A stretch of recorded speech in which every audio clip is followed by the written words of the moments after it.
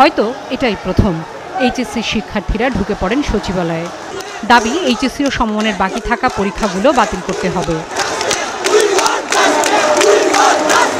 Subject mapping বা তাদের যেটা মনে হয় সঠিক সিদ্ধান্তের মাধ্যমে আমাদের মূল্যায়ন করা উচিত। এখন আমাদের কথা একটাই যে আমরা পরীক্ষা দিব না, পরীক্ষার হলে বুঝবো না আমরা, কারণ আমরা 6 মাস ধরে আমরা পরীক্ষা দিতে পারবো না।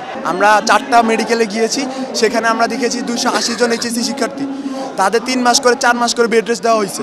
তারা কিভাবে পরীক্ষা দিবে? আউট অফ পাস কিন্তু যাচ্ছি না, আমরা যাচ্ছি আমাদের যাতে সাবজেক্ট ম্যাপিং হয়। এক পর্যায়ে শিক্ষা মন্ত্রণালয়ের করিডোরে অবস্থান নেয় তারা। বৈষম্য বিরোধী ছাত্র আন্দোলনের সমন্বয়ক হাসনাত আবদুল্লাহ আসেন সচিবালয়ে।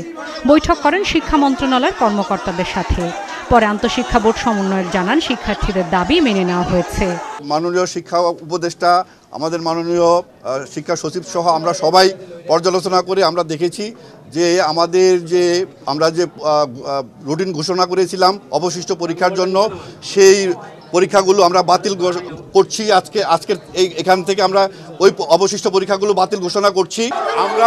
আমরা ফলাফল মূল্যায়নের বিষয়ে অচিরেই আমরা একটা পর্যালোচনা করে সিদ্ধান্ত জানাবো।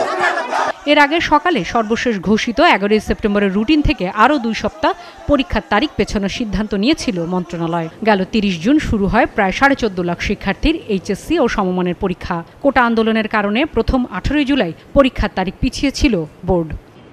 শারমিন মীরা, 71, ঢাকা।